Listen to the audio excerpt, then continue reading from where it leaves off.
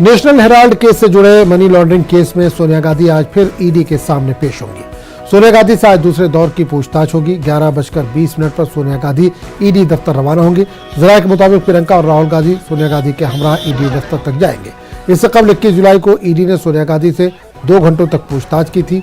Agency ने सोनिया गांधी से 28 सवाल किए थे। ईडी के सामने पेशी के खिलाफ कांग्रेस आज भी एहतजाज करेगी।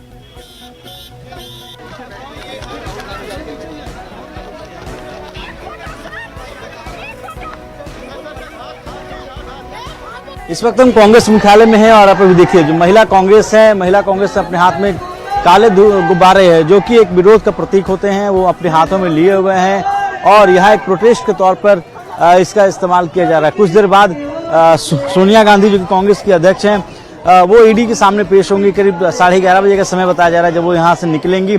उससे पहले कांग्रेस मुख्यालय का ये नज़ारा है और यहाँ पे एक प्रोटेस्ट के तौर पे, एक विरोध के तौर पे यहाँ पे जितनी भी महिला कांग्रेस की लीडर्स हैं वो यहाँ पे मौजूद है और उनके तरफ से जो प्रोटेस्ट है, प्रोटेस्ट के तौर पे ही अभी आप देखिए, यहाँ आप देखिए ये जो बैलून लिए हुए अपने हाथों में एक विरोध के प्रदर्शन के तौर पे और यहाँ से कहीं ना कहीं एक प्रतीक के तौर पर यहाँ इस्तेमाल किया जा रहा है। आज की अगर बात करें तो करीब 11:30 बजे के करीब में सोनिया गांधी जाने वाली हैं ईडी में पूछताछ की। उनके साथ ऐसा बताया जा रहा है कि प्रियंका गांधी भी साथ में रहेंगी, राहुल गांधी की भी साथ जाने की संभावना है। लेकिन यहाँ का अगर नज़ारे की अगर बात करें, कांग्रेस मुख्यालय का ये नज़ारा है। कांग्रेस मुख्यालय के अंदर अगर आप देखें तो जो लीडर्स हैं यहाँ पर गैदरिंग है, यूथ कांग्रेस के लीडर्स हैं, महिला कांग्रेस के लीडर्स हैं, उन सबकी ये गैदरिंग बनाई गई है। आपने देखा कि यहाँ व्यवस्था की गई कि अगर सत्याग्रह बैठना अगर इजाज़त नहीं दी गई है राजघाट की तो यहाँ पे वो बैठ सकती हैं और इसी बाबत इस तरह की तैयारियां भी यहाँ पे की गई हैं कि कांग्रेस के जो लीडर्स हैं वो यहाँ पे अपना विरोध प्रदर्शन या फिर यहाँ पे सत्याग्रह करना है तो सत्याग्रह की तैयारियां यहाँ पे कर सकते हैं। वीडियो जर्नलिस्ट सोनू मंडल के साथ रवि सिसोदिया, न्यूज़ 18 दिल्ली। हमारे साथ कांग्रेस का वरिष्ठ नेता पीएल पुनिया से बात करते हैं। सर, आप लोगों को राजघाट जाने की परमिशन नहीं दी गई तो कांग्रेस से क्या कार्यक्रम होगा? अब कोशिश करेंगे जाने की, रोकेंगे तो गिरफ्तारी देंगे, यही प्रोग्राम है। और सर प्रभारी भी हैं छत्तीसगढ़ की। छत्तीसगढ़ में कांग्रेस तरफ से क्या कार्यक्रम किया जा रहा है इस पूरे मसले को लेकर? वो छत्तीसगढ़ में भी इसी तरह का कार्यक्रम है और धरना प्रदर्शन ये होगा, आक्रोश है किस प्रकार इनका जो नेशनल हेराल्ड केस बंद हो गया था, क्लोजर रिपोर्ट ले गई थी, उसके बाद दोबारा इसको चालू करके केवल हैरेसमेंट करने के इरादे से ये सब पूरा किया जा रहा है। तो ये बड़े दुर्भाग्य की बात है, एक नए पैसे का लेन देन नहीं हुआ और लॉन्ड्रिंग का केस मनी ही नहीं है तो लॉन्ड्रिंग कहाँ से हो गई? तो ये सब पूरे बोल रही है कि पूछताछ के लिए अगर बुलाया जाए तो इसमें इतना धरना प्रदर्शन, इस तरह का प्रदर्शन करने की क्या जरूरत है? नहीं, ये तो साफ दिखाई दे रहा है ना कि जानबूझ के पॉलिटिकली टारगेट किया जा रहा है। जब मामला पहले खत्म किया जा चुका है, कोर्ट में क्लोजर रिपोर्ट दे दी गई, तो उसको दोबारा शुरू करने का क्या मतलब है? किस इरादे से है? पहले राहुल गांधी जी को 5 दिन तक किया, अब दूसरा दिन आज है हमारी राष्ट्रीय अध्यक्ष श्रीमती सोनिया गांधी जी को बुलाने का। तो ये विद्वेष की भावना से किया जा रहा है, ये कहना। सोनिया गांधी की ईडी के सामने पेशी पर बीजेपी लीडर संबित पात्रा का क्या कुछ कहना है, आइए आपको सुनवाते हैं। टॉलरेंस फॉर करप्शन, ये भारतीय जनता पार्टी का आरंभ से ही मोटो रहा है। आज सोनिया गांधी जो कांग्रेस पार्टी की अध्यक्षा हैं, उनकी पेशी ईडी के सामने है। जिस प्रकार का माहौल कांग्रेस पार्टी इस पूरे विषय को लेकर बना रही है वह भी पूरा देश देख रहा है। सत्याग्रह का जो ड्रामा कांग्रेस कर रही है यह भी पूरा देश देख रहा है। आज ये कहना अतिशयोक्ति नहीं होगा कि विपक्ष के पास आज मुद्दों की कमी है। कहीं ना कहीं विपक्ष के पास आज मुद्दों की कंगाली है। आश्चर्य का विषय है, अगर किसी के घर से 21 करोड़ रुपए निकलता है, आपने बंगाल में देखा है, एक सिटिंग मिनिस्टर के जानकार के घर से 21 करोड़ रुपए नगद बरामद होता है, पार्थ चटर्जी। यदि आम आदमी पार्टी के सिटिंग मिनिस्टर सत्येंद्र जैन जी के घर से पैसे बरामद होते हैं और अगर इस प्रकार की गतिविधियां होती है, कोर्ट सख्त टिप्पणी करती है नेशनल हेराल्ड केस को लेकर और 5,000 करोड़ रुपए का गबन होता है, तो भारतीय जनता पार्टी आज देश से पूछती है कि क्या इन्वेस्टिगेशन नहीं होना चाहिए?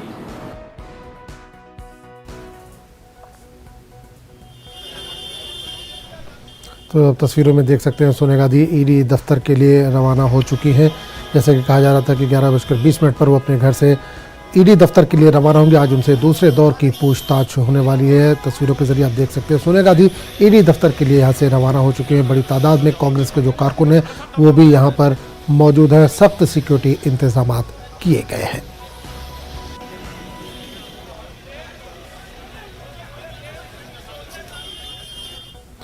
महाराष्ट्र में शिवसेना बमुकाबला शिवसेना के बीच महाराष्ट्र के साबिक वज़ीर-ए-आला उद्धव ठाकरे ने सामना को खुसूसी इंटरव्यू दिया। इन्होंने शिंदे ग्रुप पर धोखा देने का इल्जाम लगाया। उद्धव ठाकरे ने कहा कि इन्होंने पीठ पर खंजर घोंपा है, लेकिन इनमें इतनी ताकत नहीं है कि हमसे वो भिड़ सके। दूसरी तरफ उद्धव ठाकरे ने बीजेपी को भी सख्त तनकीद का निशाना बनाया। इन्होंने बीजेपी को कश्मीर में पीडीपी के साथ इत्तेहाद करने पर आर दिलाया। ठाणेकर सुज्ञ आहेत. हे जे पालापाचोळा जो आहे ते म्हणजे काय ठाणेकर नाहीत.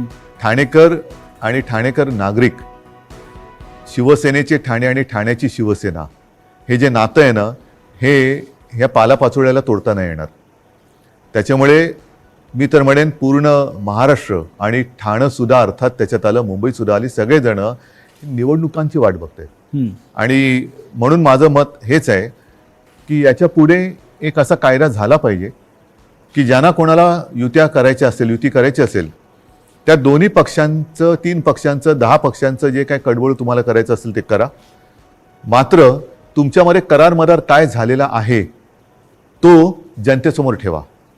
जागा वाटप किती होणार आहे, कोणत्या ध्येयावरती, धोरणावरती तुम्ही युती करणार आहात, काय पुढे करणार आहात हे करा. म्हणजे काय झालं असतं, एक तर जे माझं आणि भारतीय जनता पक्षाचं ठरलं होतं ते जे आता आधी नाकारून आता त्यांनी ते केलं, हे आधी जनतेसमोर उघडपणाने आलं असतं.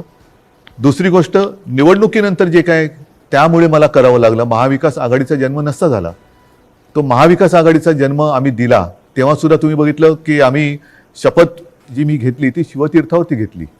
छत्रपती शिवाजी महाराजांच्या पुतळ्याच्या आणि बाळासाहेबांचं स्मारक आहे तिकडे, त्या साक्षीने घेतली. हजारो लाखो लोक आणि शिवतीर्थ हे भगवं पूर्ण फुलून गेलं होतं, ओसांडून वाहत होतं पूर्ण.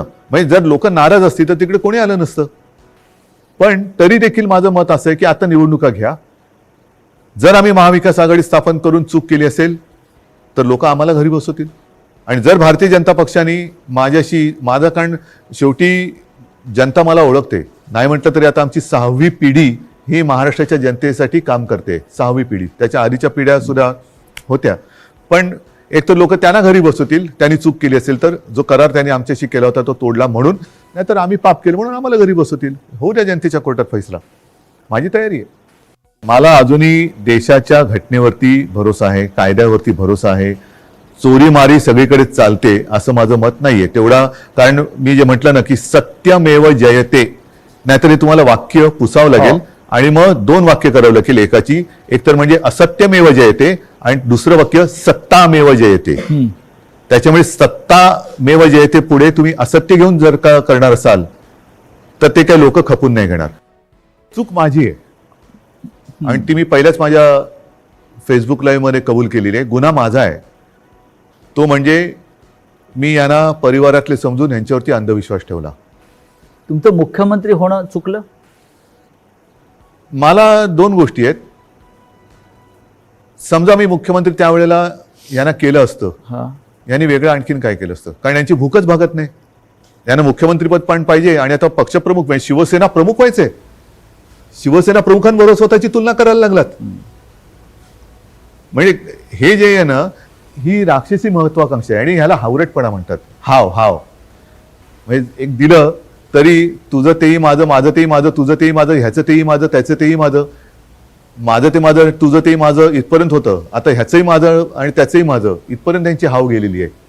या हावरटपणाला सीमा नसते. गुजरात में मुबैना तौर पर जहरीली शराब पीने से 27 अफराद की मौत हो चुकी है, जबकि कुछ की हालत नाजुक है. कई अफराद अस्पताल में जेर इलाज है, उनमें कुछ की हालत नाजुक बताई जाती है. मामला रोशनी में आने के बाद रियासती हुकूमत ने इस मामले में जांच का हुक्म दिया है। ख्याल है कि गुजरात में शराब बनाने, बेचने और पीने पर पाबंदी है। इस बीच पुलिस ने दावा है कि एक हलाकत जहरीली शराब पीने से नहीं बल्कि कीमियाई मादा पीने से हुई है। पुलिस ने 450 लीटर मिथाइल जब्त भी किया है। इस मामले में तहकीकात जारी है। पिछले रात 11 बजे से लेकर सुबह 6 बजे तक करीबन 12 दर्दी को सिविल अस्पताल में लेके आए गए। वो सारे दंदुगा के आसपास के गांव के लोग हैं। एज ग्रुप बताऊंगा तो दो लोग हैं जो 30 साल से कम उम्र के हैं, 5 लोग 40 के कम उम्र के हैं और बाकी के 5 लोग 50 के से कम उम्र के हैं। और ये सारे लोग में से 6 दर्दी जो बिल्कुल स्टेबल है, स्वस्थ है, जिनको कुछ ज़्यादा मॉनिटरिंग की भी जरूरत नहीं है, लेकिन हाँ उनको ऑब्जर्व करेंगे कि कोई डिलेड इफेक्ट होती है तो उसको हम पकड़ पाए। बाकी के 6 लोग हैं जिसमें थोड़ा सा एसिडोसिस देखा गया था, इसीलिए उनको एक डोज वो मतलब फर्स्ट एक डायलिसिस किया गया है। अभी जो बाकी के रिपोर्ट इवनिंग में करेंगे, कल करेंगे, उस हिसाब से फर्दर प्लान डिसाइड होगा। लेकिन अभी इतना बोल सकता हूँ कि कोई दर्दी सीरियस नहीं दिख रहा है, सारे दर्दी अभी स्वस्थ दिख रहे हैं और हम आशा रखेंगे कि सारे लोग स्वस्थ होकर घर जाए। और मैं सबको खुद देख के आया हूँ तो मैं बोल सकता हूँ कि अभी फिलहाल सीरियस नहीं है, लेकिन उसकी डिलेड इफेक्ट के लिए हम उसको ऑब्जर्वेशन में रखेंगे और जिस हिसाब से जरूरत पड़ेगी हम उसको मेडिकल मैनेजमेंट के लिए एग्रेसिवली देखेंगे। हो सकता है और भी दर्दी आए तो उसके लिए भी हम तैयार हैं। खबरों का सिलसिला जारी रहेगा, लेकिन एक छोटे से वक्फे के बाद।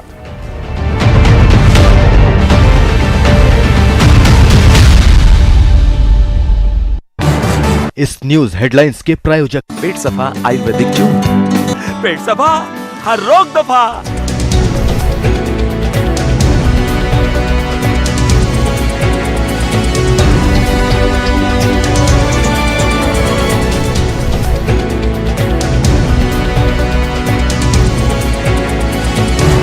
इस न्यूज हेडलाइंस के प्रायोजक पेट सफा आयुर्वेदिक जूस। पेट सफा, हर रोग दफा।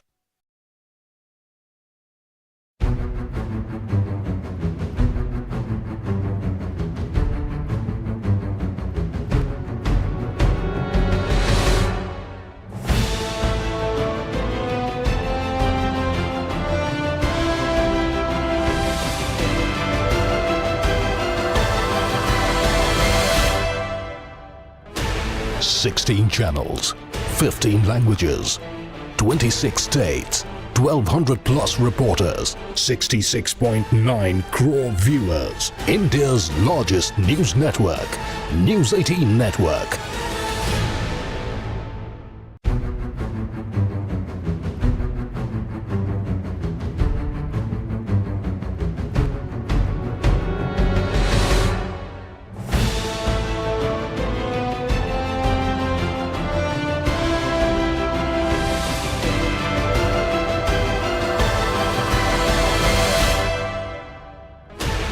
Sixteen channels, 15 languages, 26 states, 1,200 plus reporters, 66.9 crore viewers. India's largest news network, News 18 Network.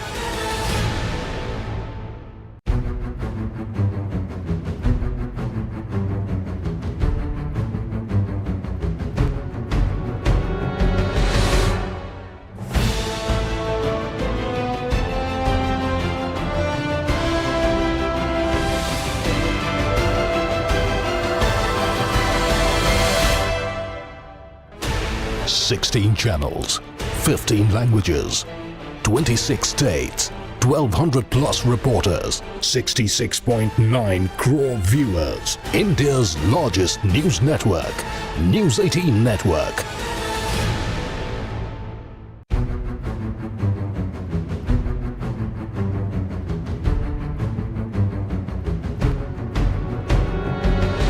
Headlines के प्रायोजक पेट सफा आयुर्वेदिक जूस। पेट सफा, हर रोग दफा।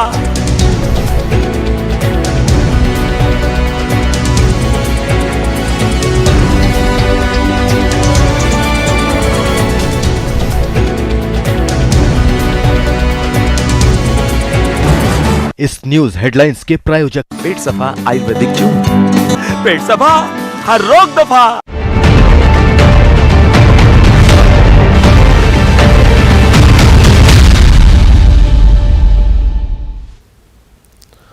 कोरोना के मामलों में मुसलसल दूसरे रोज भी कमी दर्ज की गई है। जारी करदा आदाद-ओ-शुमार के मुताबिक कोरोना के 14,830 नए मामलों की तस्दीक हुई है, जबकि इसी अरसे में 18,159 अफराद शिफायाब भी हुए हैं। आदाद-ओ-शुमार के मुताबिक एक दिन में कोरोना से 36 मरीजों की मौत हुई है। मुल्क में कोरोना के एक्टिव मामले 1.5 लाख से कम हो गए। यौमिया पॉजिटिविटी की शरह 3.48 है। उधर कोरोना टीकाकारी मुहिम के तहत अब तक 202,50,57,717 टीके लगाए जा चुके हैं।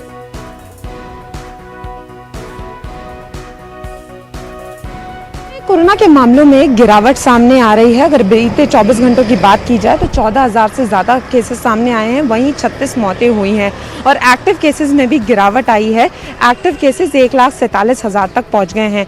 वहीं अगर हम दिल्ली की बात करें तो दिल्ली में जो है कोविड धीरे धीरे पैर पसारा है, क्योंकि संक्रमण दर 7% हो गया है। कई राज्यों में केसेस जो हैं वो बढ़ते जा रहे हैं, लेकिन देश में केसेस में गिरावट आ रही है।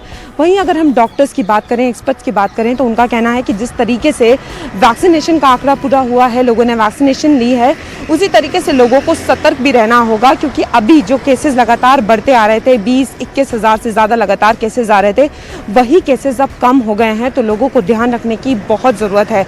लोगों को प्रोटोकॉल फॉलो करना होगा, क्योंकि अब सिर्फ कोविड ही नहीं, मंकी पॉक्स जैसी बीमारियां भी जो हैं वो सामने आ रही हैं और देश में उसके भी 4 केसेस हो गए हैं। तो लोगों को सतर्क रहने की बहुत ज़रूरत है, क्योंकि ये बीमारी भी जो है वो एयर के थ्रू फैलती है, कॉन्टैक्ट के थ्रू फैलती है और ये भी आँख, नाक, मुंह से फैलती है। तो लोगों को सतर्क रहने की बहुत ज़रूरत है। कैमरामैन संजीव के साथ फराह खान, न्यूज़ 18 दिल्ली।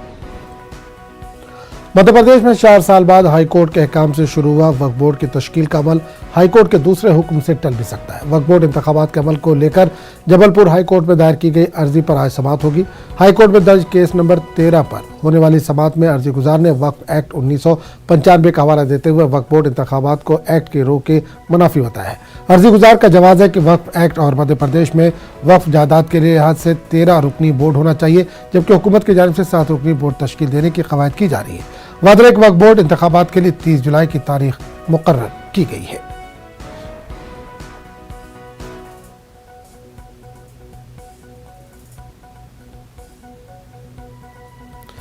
करगिल विजय दिवस आज है। 1999 में आज ही के दिन पाकिस्तान को जेर करके तिरंगा लहराया गया था। मुल्क आज उन बहादुर शहीदों को याद कराए जिन्होंने सरहद की निगहबानी करते हुए अपनी जानों का नजराना पेश किया। करगिल से लेकर कन्याकुमारी तक जंगी यादगारों पर शहीदों को खराज अकीदत पेश किया जा रहा है।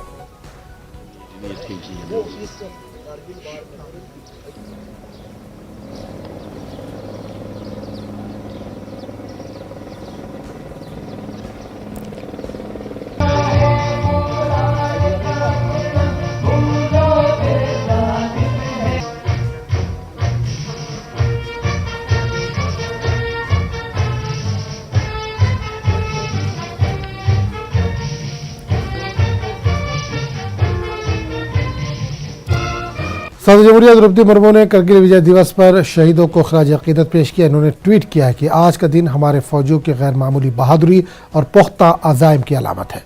भारत माता की रक्षा के लिए अपनी जानों का नजराना पेश करने वाले सभी बहादुर फौजियों को मैं सलाम करती हूँ। उनके और उनके अहले खाना की हमेशा मकरूज रहेंगे। जय हिंद। वहीं करगिल विजय दिवस के मौके पर वज़ीर-ए-आज़म नरेंद्र मोदी ने भी शहीदों को याद किया। इन्होंने ट्वीट किया कि करगिल विजय दिवस भारत की आन, बान और शान का प्रतीक है। इस मौके पर मादरे वतन की हिफाजत करने वाले मुल्क सभी दिलेर सपूतों को मेरा सलाम। जय हिंद।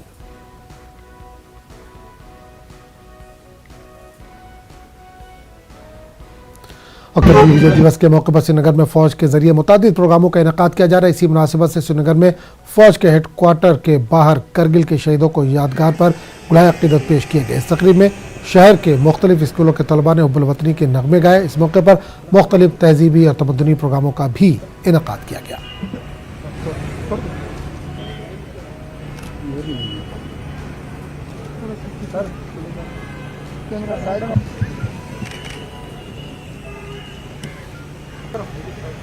शहीदों की कुर्बानियाँ 86 डेज लड़ाई लड़ी है। 86 डेज लड़ाई लड़ी है 99 में, और मई में लड़ाई स्टार्ट हुई थी, जुलाई लास्ट में ख़त्म हुई थी, जिससे जो है ये लड़ाई ख़त्म होने के बाद हमें ये एक त्यौहार एक साल में सालगिरह शहीदों को याद करने का मौका मिलता है, जिसको मनाते हैं। आज ये करगिल विजय दिवस का है जो हम मना रहे हैं। करगिल विजय को तकरीबन 23 साल होने लगे हैं। ये 99 में हमारा युद्ध हुआ था तो हम उसके बीच में शामिल भी थे और आज इसमें लगभग 22-23 साल में हम दोबारा इसको याद कर रहे हैं और उन शहीदों को याद कर रहे हैं जिन्होंने अपनी जान का बलिदान दिया है इस मातृभूमि के ऊपर। ये जो दिवस मना रहे हैं ये करगिल दिवस है कि हम करगिल में शामिल भी थे और अभी 23 साल के बाद हम फिर दोबारा इसको याद कर रहे हैं और हमारे साथ जो शहीद हुए हैं उनको श्रद्धांजलि दे रहे हैं। जय हिंद। तो श्रीनगर में आज करगिल दिवस धूमधाम से मनाया गया। जो शहीद हुए थे उन्हें याद किया गया। करगिल विजय दिवस के मौके पर श्रीनगर में फ़ौज के जरिए मुतअद्दिद प्रोग्रामों का इनेकाद आज किया जा रहा है। इसी मुनासिबत से श्रीनगर में फ़ौज के हेडक्वार्टर के बाहर करगिल के शहीदों की यादगार पर गुलाहे अक़ीदत पेश किए गए। इस तकरीब में शहर के मुख्तलिफ स्कूलों के तलबा ने हुब्बुल वतनी के नगमे गाए। इस मौके पर मुख्तलिफ तहजीबी और तमद्दुनी प्रोग्राम का भी इनेकाद किया गया। वहीं करगिल विजय दिवस के मौके पर जम्मू कश्मीर के एलजी ने फौजी जवानों की शुजात और कुर्बानी को सलाम पेश किया। इन्होंने ट्वीट में लिखा कि चोटियों को सर करना और मुल्क के इत्तेहाद और सालमियत की बरकरारी के लिए उनकी कुर्बानी आइंदा नस्लों के लिए मशअले राह है।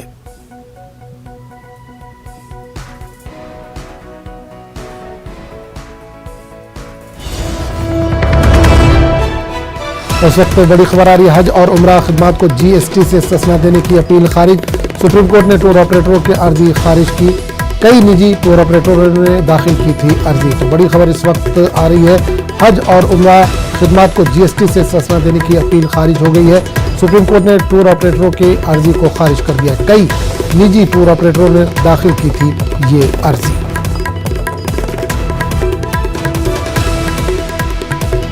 तो बड़ी खबर इस वक्त आ रही है। हज और उम्रे के ताल्लुक से हज और उम्रा खिदमात को जीएसटी से इस्तिस्ना देने की अपील को खारिज कर दिया गया। सुप्रीम कोर्ट ने टूर ऑपरेटरों की अर्जी को खारिज कर दिया है।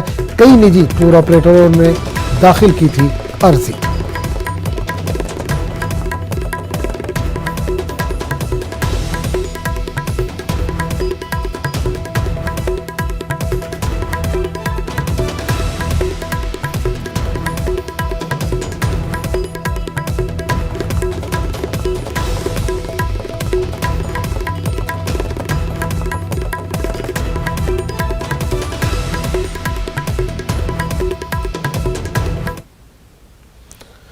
मालाबार रिपब्लिकन मेपेवाला मूवमेंट केरला के 300 से ज्यादा मुस्लिम मुजाहिदीन आज़ादी को शोधा की फहरिस्त से निकाल दिया गया। इस हवाले से सीपीआई रुकन पार्लिमान इलावरम करीम ने न्यूज़ 18 उर्दू से खास बातचीत की। केरला के मालाबार राइट्स में 387 मुस्लिम शहीदों के नाम हटाए जाने का मामला अब तूल पकड़ गया है।